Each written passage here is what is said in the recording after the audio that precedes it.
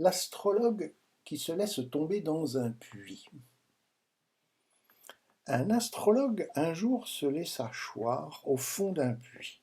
On lui dit: Pauvre bête, tandis qu'à peine à tes pieds tu peux voir, penses-tu lire au-dessus de ta tête? Cette aventure en soi, sans aller plus avant, peut servir de leçon à la plupart des hommes. Parmi ce que de gens sur la terre nous sommes, il en est peu qui, fort souvent, ne se plaisent d'entendre dire qu'au livre du destin, les mortels peuvent lire.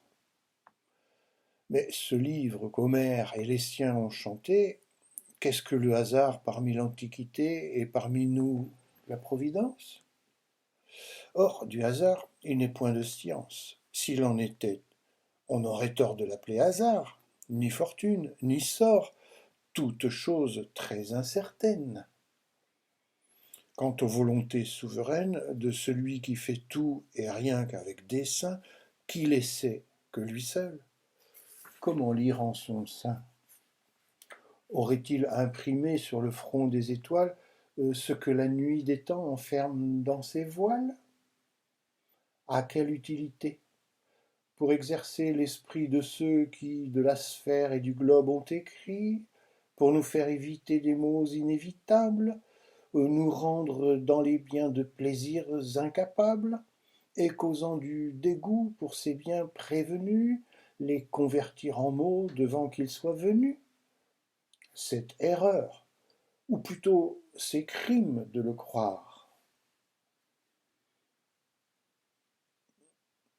Le firmament se meurt, les astres font leur cours, le soleil nous luit tous les jours sa clarté succède à l'ombre noire, sans que nous en puissions autre chose inférer que la nécessité de luire et d'éclairer, d'amener les saisons, de mûrir les semences, de verser sur les corps certaines influences.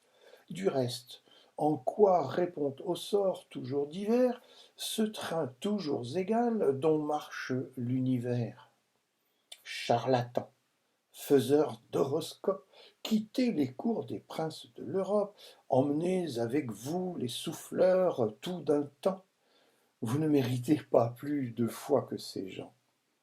Je m'emporte un peu trop. Revenons à l'histoire de ce spéculateur qui fut contraint de boire.